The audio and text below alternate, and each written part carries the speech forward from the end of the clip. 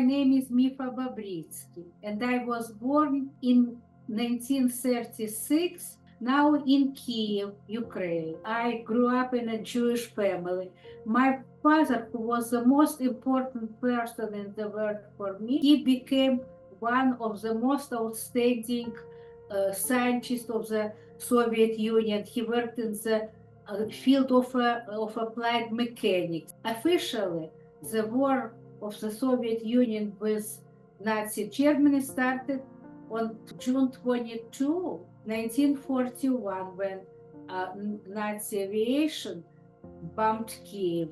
And my father was in charge of sending all equipment of the Institute of Applied Mechanics out of the danger. And luckily for us, my mother, my grandmother, my sister and I were able to escape, especially in the cattle car. My father was left behind and we did not know what happened with him, but I can tell you that only we were, and my father were able to get out, because 64 members of our extended family perished in Babi Yar.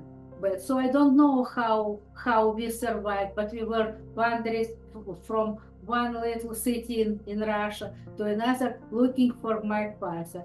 In a year, we were able to reunite with him very briefly. Then we went to the Middle Asia. Then again, we reunited with my father in 1943.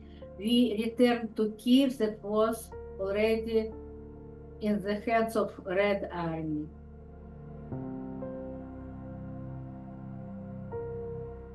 I cannot tell you how he survived. He, as I told you, by all statistics, he should have been died. But he was he spent about 2 years in Kyiv prison, while my aunt, one of his sister, his favorite sister, she went to Moscow. I don't know how she made an appointment with a terrible person, Attorney General Vyshinsky.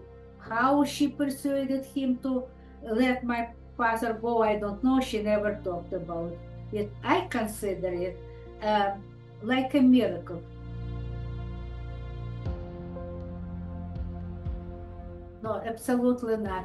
You know, it was not encouraged to display your Jewishness. It was, you know, I grew up in the climate of terrible anti-Semitism.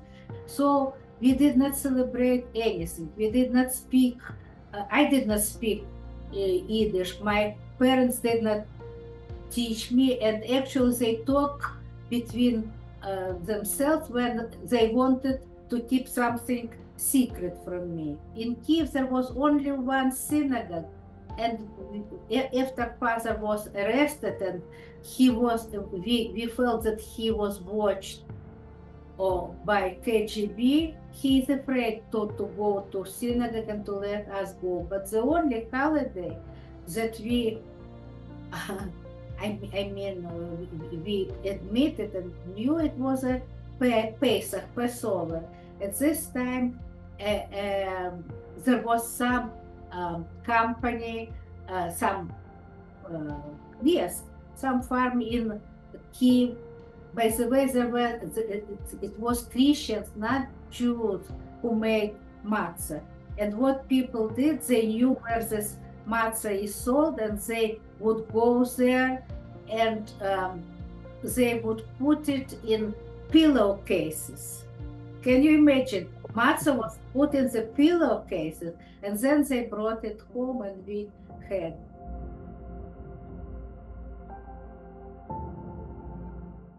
My message is that unfortunately,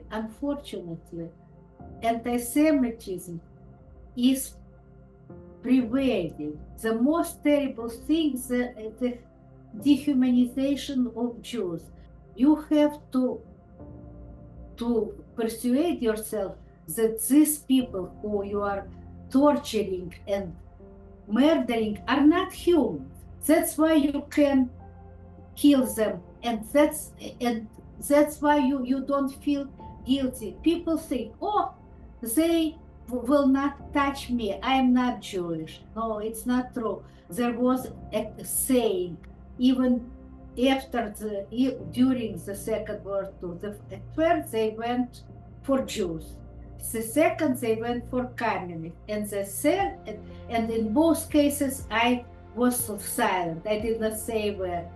And then they came for me, and it was too late to do something.